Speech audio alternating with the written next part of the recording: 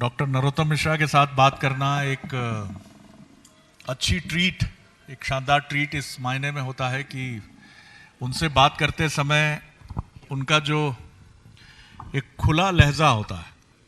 Doctor साहब को जब मैं देखता हूं तो इनका सारा शेड्यूल ये बहुत रिलीजियसली फॉलो करते हैं। सर, फिटनेस का बहुत महत्व है राजनीति में भी। दिन भर की थकान के बाद आप हमारे साथ बैठे हैं, फिटनेस कितनी ज़रूरी, और कोरोना के इस पीरियड में भी हमने देखा टचवुड कि आप लगातार काम करते रहे। क्या कहेंगे फिटनेस को लेकर? एक राजनेता के लिए नहीं, एक हर किसी के लिए फिटनेस कितनी ज़रूरी है? शरद जी का लहजा बहुत प्यारा है,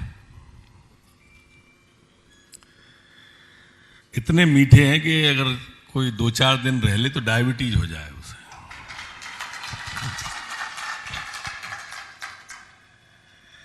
किसी शायर ने कहा है कि मैं लोगों से मुलाकातों के लम्हे याद रखता हूं, वो बातें भूल भी जाऊं तो लहजे याद रखता हूं। आहा, वाह, क्या बात! देखिए, वाह, शाम का रंग ही बदल दिया इन्होंने। आप एक पॉलिटिशियन को देखिए, आप इनका मिजाज, इनका अंदाज। जहां तक फिटनेस की बात है तो सभी को स्वास्थ्य का ध्यान रखना चाहिए, पर मनुष्य परिस्थितियों का दास होता है। कभी कभी जीविकोपार्जन में ड्यूटी के कारण से अन्य अन्य वगैरह वगैरह इत्यादि जो जीवन की परिस्थितियां और परेशानियां रहती हैं वो नहीं ध्यान रखने देती। और कभी तृष्णा एक है ऐसी जो कभी मरती ही नहीं है। साइकिल पे थी तो स्कूटर पे होता, स्कूटर पे थी तो कार में होता, कार में था तो फिर डिजाइन होता या हवाई जहाज में होता। ये तृष्णा जो बेशकीमती चीजें उससे काट देती है।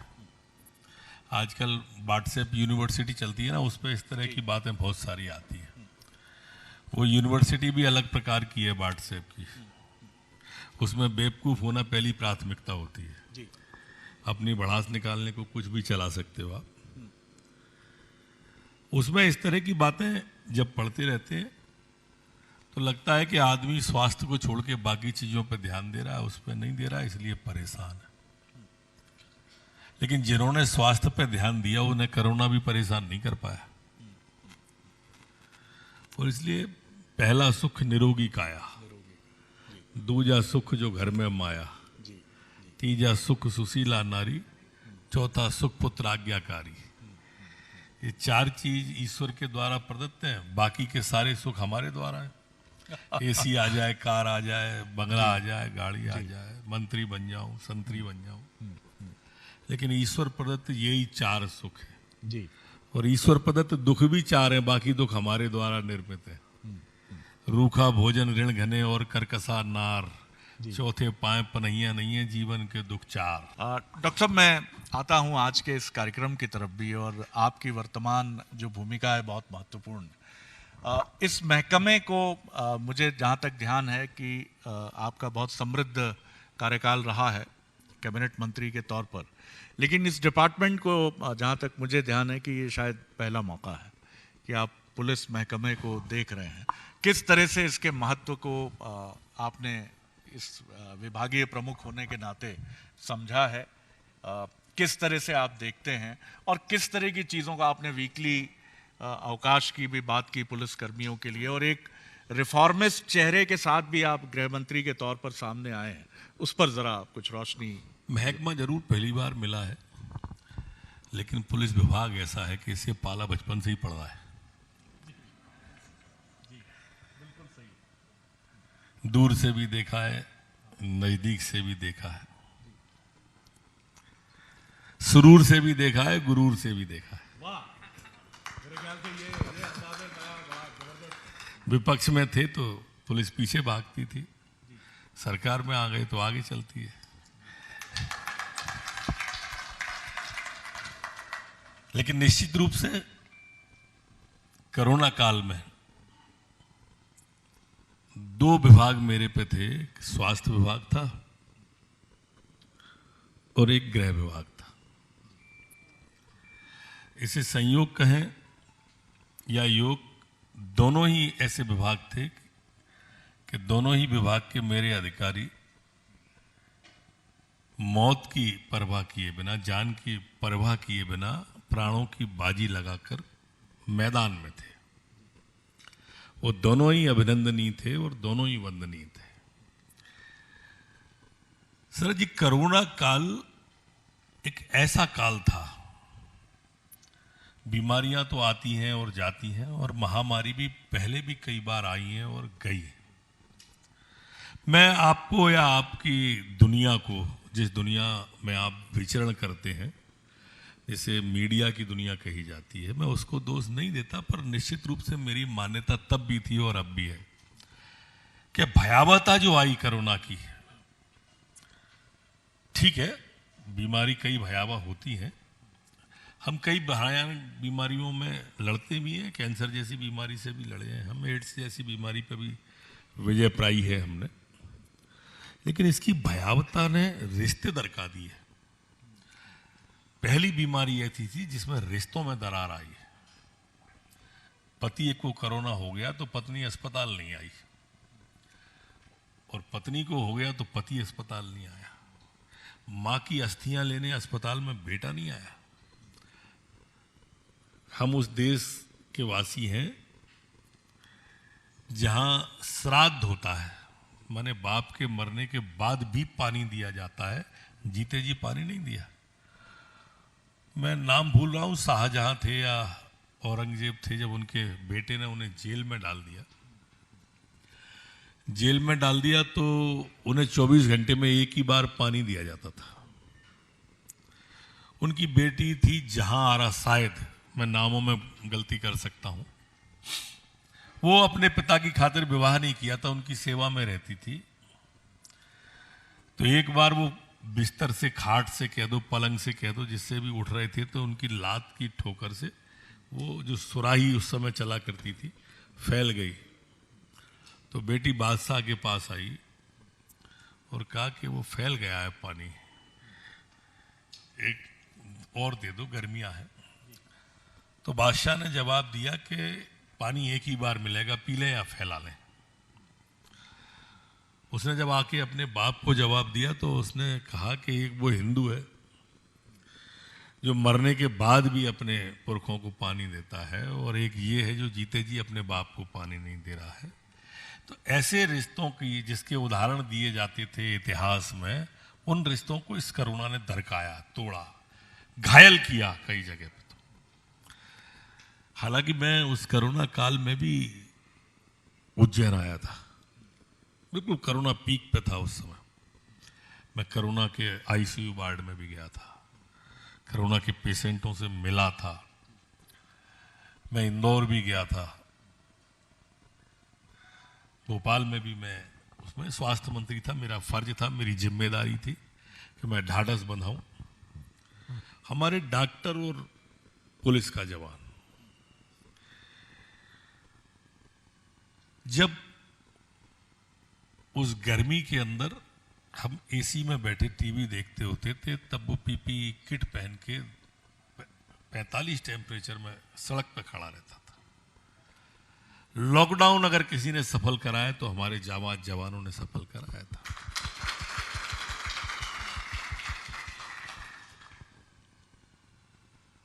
अस्पतालों के अंदर जिन पेशेंटों को देखने परिवार के नहीं आ रहे थे, हमारी नर्स, पैरामेडिकल स्टाफ, डॉक्टर देखते थे।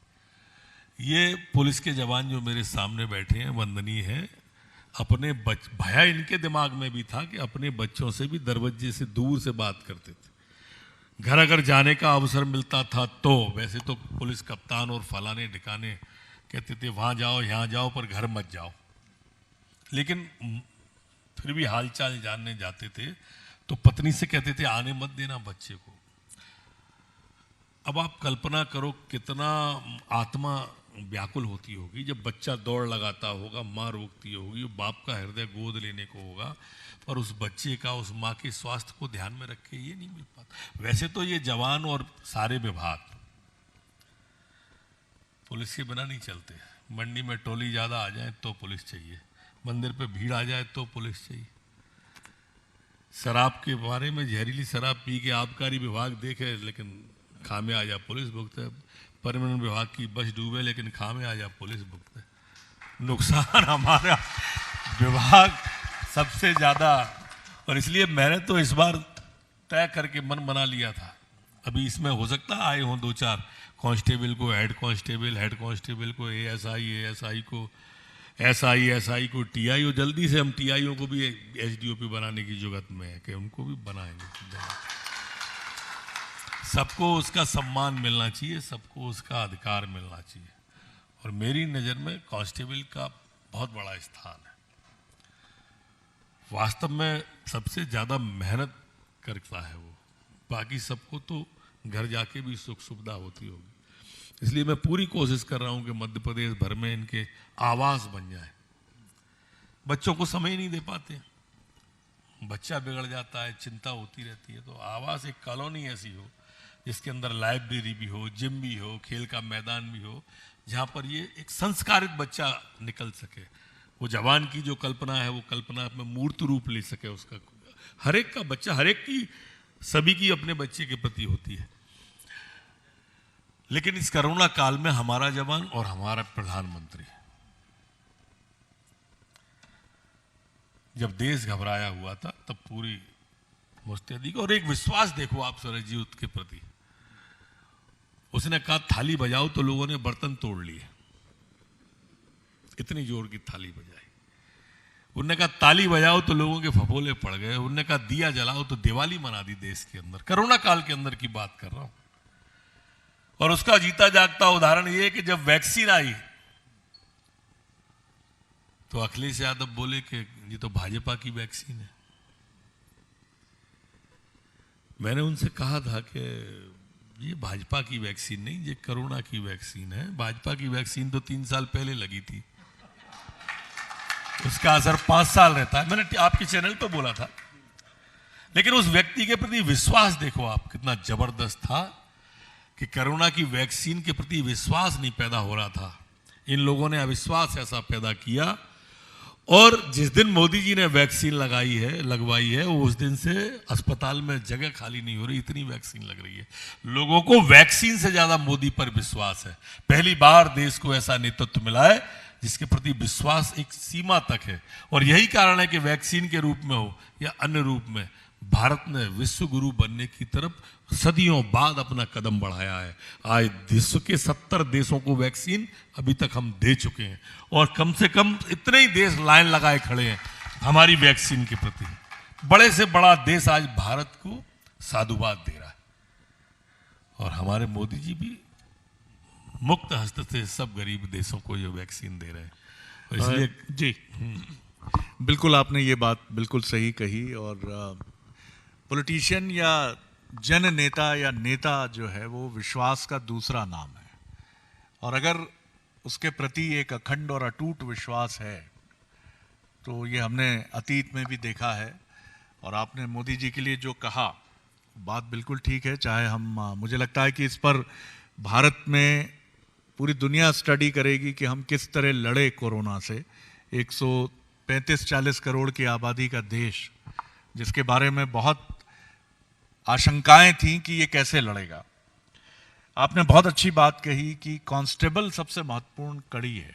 ये मुझे लगता है कि बिल्कुल ठीक बात है। हर सिस्टम की एक कड़ी होती है और पुलिस की सबसे अहम कड़ी है उसका आरक्षक। इस आरक्षक पर एसपी भी उतना ही भरोसा करता है, इस आरक्षक पर उसका एसडीओपी भी उतना ही भरोसा करता है, उसका टीआई भी करता है। तो आपने बहुत अच्छी बात कही है डॉक्टर नरोत्तम मिश्रा कि आप उस आरक्षक की नींव और मजबूत करने जा रहे हैं जो उतनी मजबूत अभी नहीं है। बिल्कुल आपने ठीक कहा। और अगर हम देखें तो चूंकि बात पुलिस की है और यहाँ बड़ी संख्या में पुलिस के अधिकारी कर्मचारी हैं, और आप क्या सोच रहे हैं, वीकली साप्ताहिक अवकाश की बात तो की आपने। सबसे अगर पुलिस का लोअर रंग जो है, लोअर स्टाफ जो है, जहां टीआई तक बहुत प्रेशर है, एसडीओपी तक बहुत प्रेशर है, अगर इस तनाव और दबाव को भी हम कर पाए और एक तनाव दबाव तो कम करना पड़ेगा और ये स्वयं से ही होता है। घर में टीवी का सेट है, सोफा सेट है, सोने का सेट है, पर माइंड अपसेट है।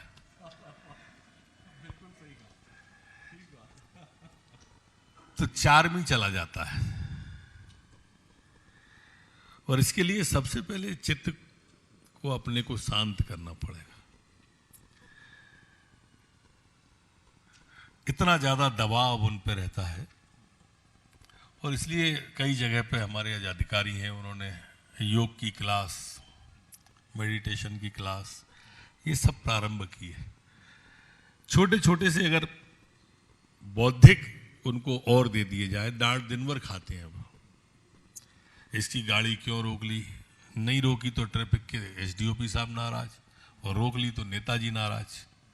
अब दोनों के बीच बैलेंस बनाना, तनाव तो आ ही जाएगा। इसकी मानू कि उसकी मानू, और इस झंझावत में जो उसका मन जूझता है, उस झंझावत से निकलने की भी उसको एक कला सिखाने की जरूरत है, जो आज की आवश्यकता है। आवश्यकता क्या है कि पुलिस वाले के पास, पुलिस वाला अपराधी को पकड़ के लाता है। अपराधी शैतान होता है, कलाबाज होता है, दगाबाज होता है, तभी तो अपराधी होता है। अब उसको लेके आया है पकड़ के, तो उसको एमसीबीसी की टैबलेट देनी पड़ेगी। अब वो देता है तो कहते हैं कि पुलिस ऐसे बोलती है, वैसे बोलती है। इसलिए मध्य मार्गी जब तक पुलिस नहीं होगी। कोरोना काल में शरद जी पुलिस की छवि बदली।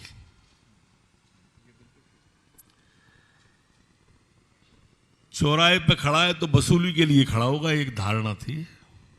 जब सारा ट्रैफिक जाम था, रेल के पहिए जाम थे, ट्रक का पहिया जाम था, बस और मोटरसाइकिल स्कूटर के पहिए जाम थे, लेकिन मेरा जवान तब भी खड़ा था। तो ये भाव बदला कि वसूली को नहीं खड़ा है। सबूरी से अगर वो खड़ा है तो मेरी हिफाजत को खड़ा है।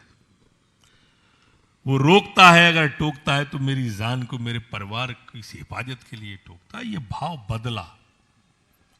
इस भाव को और अगर हमें मजबूत बनाना है, हमारे जवानों को बंसल न्यूज के माध्यम से अगर मुझे कहीं कोई वो सुनते होंगे, तो थोड़ा सा वाणी, अब वाणी को वीणा बना दें, बाण ना बनाए, बस इतनी सी बात कि साथ भी लेकर चलना, और जहां जरूरत है वहां विपक्ष पर हमला भी करना, और अगर विपक्ष में है तो पक्ष पर हमला करना। आप विपक्ष में होते हैं तो पक्ष पर बड़ा मजबूत हमला होता है। कमलनाथ जी, बड़ी बढ़िया, आप लोग दोनों की मित्रता बड़ी याद की गई जब कांग्रेस की सरकार थी, और कहा यही गया कि डॉक्टर नरोत्तम मिश्रा सबसे प्रिय पात्र हैं कमलनाथ जी के। आप उसको भी बड़े स्पोर्ट्समैन स्पिरिट से आप याद करते हैं आज भी, और दोनों मिलते भी हैं, मुस्कुराते भी हैं, और पिछली बातों को भी याद करते हैं। ये भूमिका साधना डॉक्टर नरोत्तम मिश्रा, ये भी आसान नहीं है। विपक्षी खेमे में हलचल मचाना, जो चाहिए फ्लोर मैनेजमेंट करके उसको हासिल करने की कोशिश करना। कई चीजें तो सदन में अनुभव से आ जाती हैं शरद जी। अब 31 साल से हाउस में है, 16 साल से मिनिस्टर है, तो अनुभव से आ जाती है। संसदीय कार्य एक ऐसा विभाग है मेरे पे कि वो आ गया तो जाने का नाम ही नहीं ले रहा है। एक बाकी विभाग आते रहे जाते रहे, पर संसदीय कार्य जरूर रहा। कभी अर्बन डेवलपमेंट रहा, कभी स्वास्थ्य रहा, कभी लेकिन संसदीय कार्य हमेशा रहा। तो उसकी वजह से रिश्ते भी बहुत नजदीक के हो गए। ज्यादा दिक्कत आती नहीं है, क्योंकि चुन के जो आया हुआ होता है वो अपने फन में मास्टर होता है। प्रजातंत्र के अंदर जो चुनाव जीत के आ जाता है, एक बार तो कोई भाग्य से जीत सकता है, बट दूसरी बार भाग्य से नहीं जीत सकता। फिर तो उसको अपने फन की मास्टरी चाहिए, हर फन मौला चाहिए, और किसी एक विधा में पारंगत भी नहीं जीत सकता। या फिर किसी को विरासत में रियासत मिली हो तो अलग बात है। तो ये लोग परिपक्व होते हैं, अगर अपन अपनी बात ठीक ढंग से रखें तो मानते हैं कौन सी बात कब कैसे कहाँ कही जाती है, और ये सलीका हो तो हर बात सुनी जाती है। बिल्कुल, और ये सलीका आपके पास है। कमलनाथ जी भी इसीलिए मुस्कुराते हैं जब आपसे मिलते हैं तो। अब उनका मुस्कुराना गजब ढा गया भाई। बिल्कुल, कई मुस्कुराहटें गजब ढाती हैं और इसीलिए कई मुस्कुराहट से भी डर लगता है, ये कहने वाले भी बराबर मिलते हैं। आपने कभी लफ्ज इस्तेमाल किया कि बीजेपी की वैक्सीन तो 4 साल पहले लगी थी उत्तर प्रदेश में। मध्य प्रदेश से आप 3 त्रिदेव मुझे बीजेपी के स्मरण होते हैं, मुख्यमंत्री शिवराज सिंह चौहान, केंद्रीय कृषि मंत्री नरेंद्र सिंह तोमर और गृह मंत्री और संसदीय कार्य मंत्री डॉक्टर नरोत्तम मिश्रा, जो बाहर भी बल्लेबाजी करते हैं चुनाव के समय। आप तीनों की प्रतिभा का पार्टी बीजेपी खूब इस्तेमाल करती है। पश्चिम बंगाल भी आप खूब जा रहे हैं, उत्तर प्रदेश आप खूब गए थे जब 4 साल पहले चुनाव हुआ था, और कानपुर उसके आसपास के बेल्ट में काफी अच्छा, यानी आप लोगों की यूएसपी बड़ी मजबूत है, आप तीनों त्रिदेवों की। पश्चिम बंगाल में चुनौती आसान नहीं मानी जा रही डॉक्टर नरोत्तम मिश्रा, आप बराबर वहां जा रहे हैं, क्या आप देख रहे हैं? लेकिन बीजेपी के लिए यह भी दावा सामने आ रहा है कि वो इस समय अपने सर्वश्रेष्ठ समय में है पश्चिम बंगाल में। मैं सरकार बनाने के दावों में नहीं उलझूंगा, लेकिन आप क्या ये कह सकते हैं कि पश्चिम बंगाल एक इतिहास, एक करवट बदलने जा रहा है वहां? हमारे उत्तर प्रदेश में ऐसा नहीं था, हिंसा जैसी वहां है। हमारे 134 कार्यकर्ताओं की अभी तक हत्या हो गई है। पिछले 4 साल में 134 कार्यकर्ता जांबाज खो दिया हमने। लेकिन उस जैसे जैसे जुल्म उसने किए दीदी ने, वैसे वैसे कार्यकर्ता का जोश बढ़ा जी। और पार्टी का काम, माननीय मोदी जी का आभा मंडल, अमित शाह जी का आभा मंडल, नड्डा जी का कुशल शिल्प, ये इस बात का द्योतक है कि हम वहां पे सरकार बनाएंगे ही। और उत्तर प्रदेश की तर्ज पे हम वहां पर जा रहे हैं।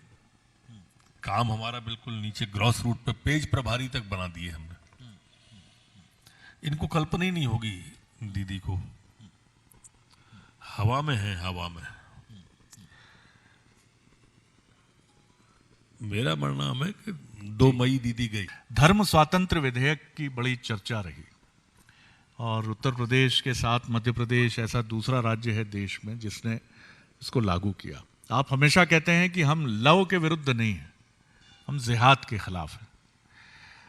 लेकिन लव और जिहाद की ये जो नक्काशी कहूँ मैं उसको, या उसकी बुनावट कहूँ, ये इतनी बारीक है कि ये तय करना कई बार मुश्किल हो जाता है कि क्या लव है और क्या जिहाद है। इसको आइडेंटिफाई करना और लव में जिहाद ढूंढना या जिहाद में लव ढूंढना बहुत आसान भी नहीं है। डॉक्टर मिश्रा, आप कैसे देखते हैं इस कानून को, और कितना आश्वस्त करते हैं कि जिसकी नीयत में खोट है वही इसके दायरे में आएगा, क्योंकि ये बहुत जरूरी है सर। अभी तक 24 मामले ऐसे दर्ज हुए हैं सर। 24 में से एक में भी कोई ये नहीं कह पाया कि झूठा केस रजिस्टर्ड हो गया, कि पुलिस ने झूठा लगा दिया। ये जो आप लव और जिहाद शब्द कह रहे हो, देश के अंदर एक वर्ग ऐसा पैदा हुआ मोदी जी के आने के बाद, जिसने नए नए शब्दों को पैदा किया। असहिष्णु शब्द आ गया, अवार्ड वापसी गैंग आ गई, टुकड़े टुकड़े गैंग आ गई।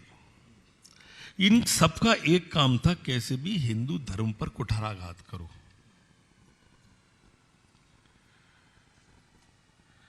अगर उसको टोकते थे तो कहते कि अभिव्यक्ति की आजादी पर आप लगाम ले जा रहे हो। मध्य प्रदेश में नर्मदा मैया के किनारे शंकर भगवान के मंदिर पे जूता पहने सूटेबल बॉय की वो क्या कर रहे थे। मैंने किया तो एक नेताजी हैं अपने मध्य प्रदेश के, जिनका सवेरा ट्वीट से ही होता है। उन्होंने कहा अभिव्यक्ति की आजादी है। अभिव्यक्ति की आजादी अगर अश्लीलता की तरफ ले जाएगी तो हम तो उसको स्वीकार नहीं करेंगे। आप भगवान के मंदिर में चुम्बन के दृश्य फिल्माओगे, ये आपत्ति है। वो कुंभ के मेले पर ट्वीट कर रहे हैं, वो अयोध्या में राम मंदिर के शिलान्यास पे ट्वीट करते हैं। आज तक कभी कोई ट्वीट इस्लाम पे कर पाए वो? अगर आप वास्तव में निष्पक्ष दृष्टि से देखते हो, हर धर्म की कमी देखते हो, सबकी देखो। ऐसा तो है नहीं कि वो संपूर्ण है और हमारा धर्म अपूर्ण है। ये काफ़ी आपने महत्वपूर्ण बात की है और हम में से कोई ऐसा नहीं होगा जो असहमत होगा। बस ये सवाल से मैं समापन करूंगा। नाइट कर्फ्यू की तरफ हम फिर बढ़े हैं। लोगों के मन में चिंता भी बढ़ती है, लेकिन आप कितना आश्वस्त करेंगे कि मध्य प्रदेश में स्थितियां, क्योंकि कोरोना पर आप एक चेहरा भी बने मुख्यमंत्री शिवराज सिंह चौहान के साथ, जो सर्वाधिक कोरोना पर सूचनाओं के साथ, जैसा आपने खुद भी कहा कि पहले स्वास्थ्य मंत्री और गृह मंत्री और अभी भी गृह मंत्री के नाते और सरकार के मुख्य प्रवक्ता चेहरा होने के नाते आप सबसे ज़्यादा सूचनाओं के साथ हम सभी से मध्य प्रदेश की करीब करीब 7.5 करोड़ जनता से आप रूबरू होते हैं। कितना आप आश्वस्त करेंगे कि नाइट कर्फ्यू सिर्फ एहतियात है, चिंता ना करें, सावधानी बरतें और पुलिस प्रशासन, मध्य प्रदेश सरकार पूरी तरह मुस्तैद है? मध्य प्रदेश सरकार भी मुस्तैद है, हमारी पुलिस भी मुस्तैद है, डॉक्टर भी मुस्तैद है। मध्य प्रदेश हमारा वो राज्य है जिसने प्राइवेट चिकित्सालय में भी सरकार के पैसे से लोगों का इलाज कराया है। लेकिन मैंने जैसे कहा था कि आप स्वस्थ रहें, निरोगी रहें, इसके लिए जागरूकता जरूरी है। ये बीमारी वैश्विक बीमारी है और ऐसी बीमारी है जो बैक मार रही है। ये समाप्त होते होते इसने फिर बैक मारना शुरू कर दिया। ये इंदौर और भोपाल पहले भी ज्यादा प्रभावित रहे थे, अभी भी बैक आया है तो यहीं आया है। महाराष्ट्र से लोग अब ज्यादा यहां पर आजा भी ज्यादा रहे हैं, बनस्पत और जिलों के।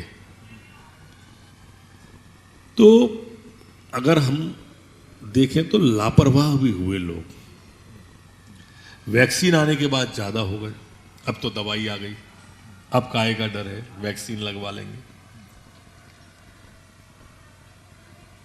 नाइट कर्फ्यू के पीछे सावधानी के साथ साथ जागरूकता लाना एक मूल उद्देश्य है कि लापरवाह मत बनो, जागरूक रहो, अपने जान से या स्वास्थ्य से खिलवाड़ मत करो।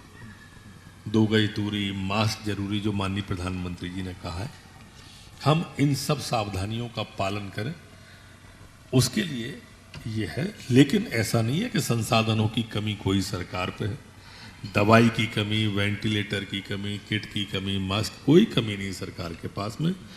हमारे मुख्यमंत्री हम जान की बाजी लगा के जनता के हुए, कोई कमी नहीं आने देंगे, कोई कसर नहीं रखेंगे। बहुत धन्यवाद करता हूं मैं इस बातचीत के लिए डॉक्टर नरोत्तम मिश्रा, और बहुत शुभकामनाएं देता हूं। और आपका एक अलग चेहरा भी हम हमेशा देखते हैं, और यहाँ मैंने कुछ ज़्यादा देखा वो आपके साथ, मैं जानता हूँ उनको।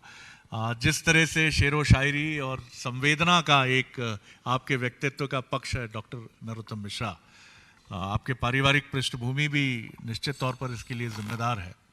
और जिस तरह से संवेदना का ये पक्ष हमने आपके भीतर देखा है, क्योंकि किसी भी व्यक्ति का जीवंत होना, संवेदना से भरा पूरा होना आश्वस्त करता है कि वो मनुष्यता के प्रति भी समर्पित है और वो अपने सिस्टम के प्रति भी एक संवेदनशील भाव के साथ आगे बढ़ रहा है। बहुत बहुत शुभकामनाएं आपकी भावी राजनीतिक यात्रा के लिए भी।